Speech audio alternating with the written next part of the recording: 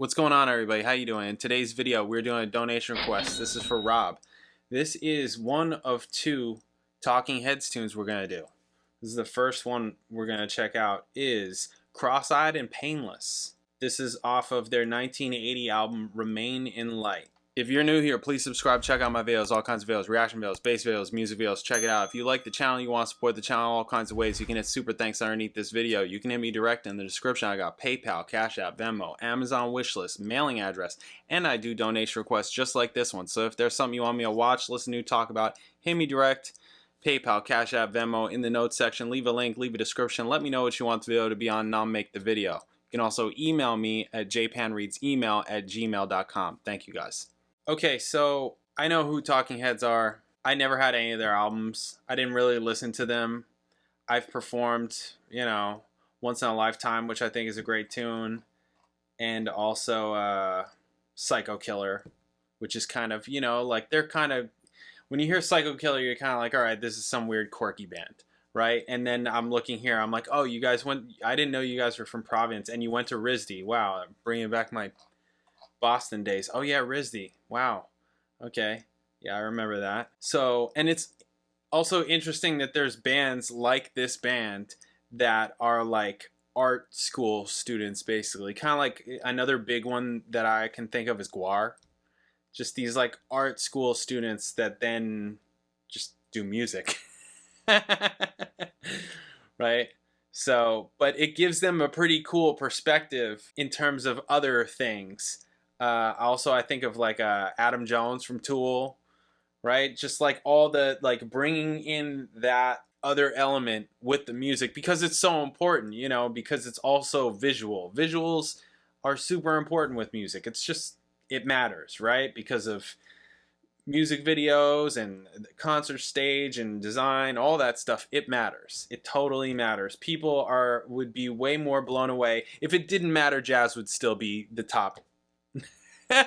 You know what I mean? If it didn't matter, jazz would still be the most popular thing going. It's not. So it's because pop music and rock and all of the visuals, Kiss wouldn't be a thing, right? It just all of that stuff. So I'm sure some people won't like that comment. There are people that are really into Kiss's music. As for the music, their music's fine. It's fine. I dug into their music a while ago. Did their whole discography, kind of like how I'm doing with Rush right now. And there's stuff that's cool, but overall I'm kind of like, okay, this is maybe not for me. Like, it's okay. I like other kinds of rock, and like heavier stuff. This is kind of, I don't know, poppy rock. I want to rock and roll all night and party every day. It's like, okay, that's fun and all. But anyways, this is not a video about Kiss. Sorry.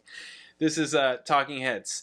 Point being, I don't really know. I'm not super familiar with Talking Heads, although I have seen a concert of theirs, which I think is related to this album. It's been a while since I've seen it, but this Stop Making Sense, I think I've seen that. I'm pretty sure I've seen it. There's some concert of theirs that I saw, I want to say on YouTube or somewhere a while ago, and I think it's that. I don't know why I saw it, but I did. So anyways, we're going to be checking out this tune, Cross-Eyed and Painless. Let's see, rock band formed in 1975, even though they were from Providence and went to RISD, right? Rhode Island School of Design. 3 of them did. Bern, France, and Weymouth. Collaborated with Brian Eno, another guy who I don't know a ton of his music.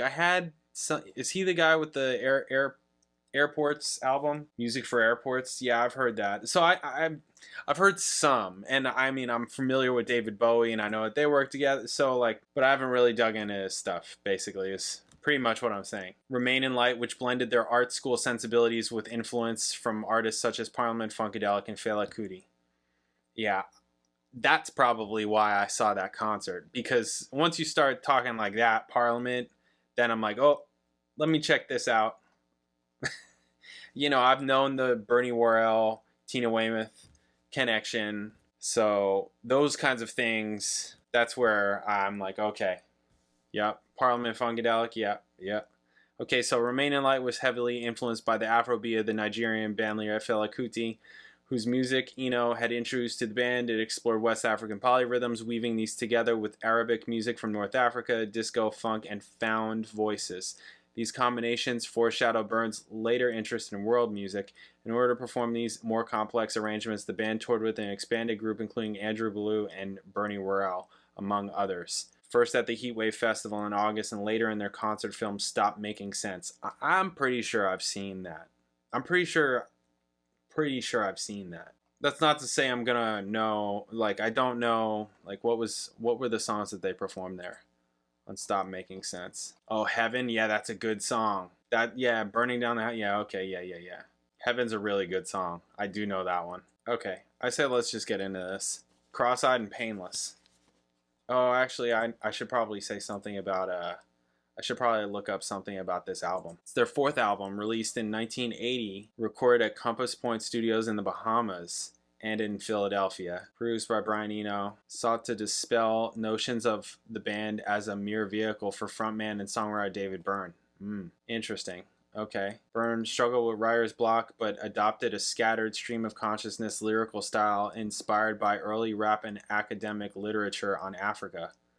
Artwork was conceived by bassist Tina Weymouth and drummer Chris France and crafted with the help of MIT Computers and design company M&Co.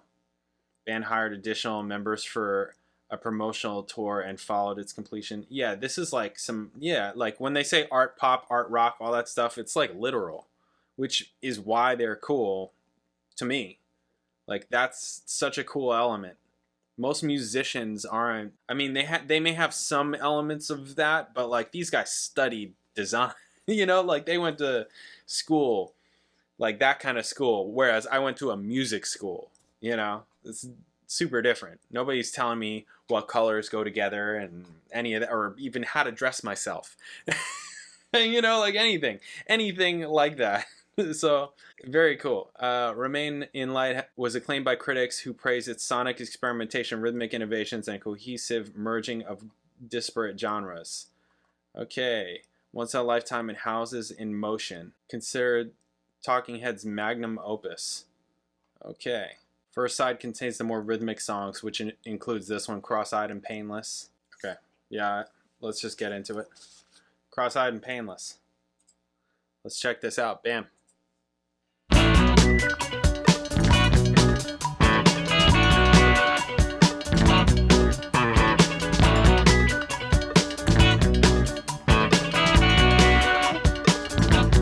Lost my shape. All the keys. Trying to casual. Can't stop. I might end up in the hospital. Wow. Changing my shape. I feel like an accident. Yeah, the rhythms are cool. We're back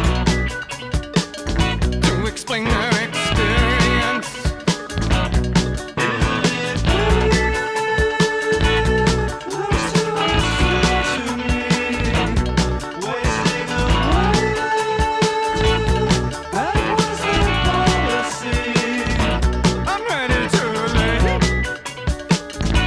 I push the facts in front of me. Facts lost. The facts are never, they seem to me.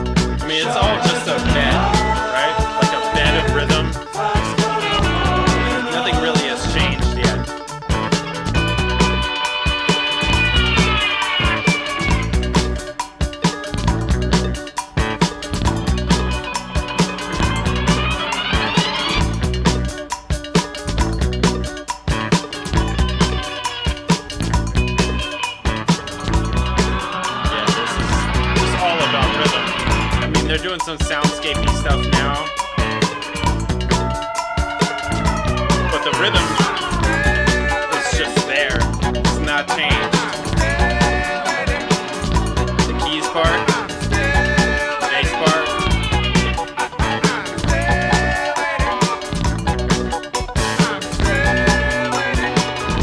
The drums, all the percussion going on.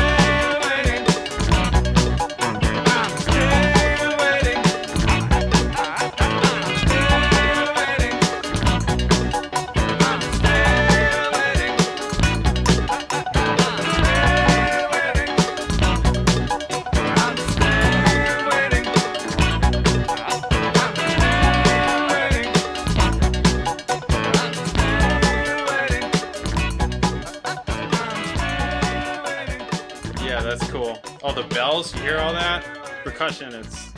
It's cool. Yeah, it's a cool tune. It's definitely cool. I would not specifically say that this is drugged out. I would just say that it's deliberate and art, pop, art, all that. Also, I found on here, it says, okay, English band Radiohead cred Remain in Light as a major influence on their 2000 album Kid A, which I love Kid A. Kid A is like fantastic. But more importantly, guitarist Johnny Greenwood had assumed Remain in Light was composed of loops. This is super important right here. But later learned from Harrison that Talking Heads had played the parts repetitively.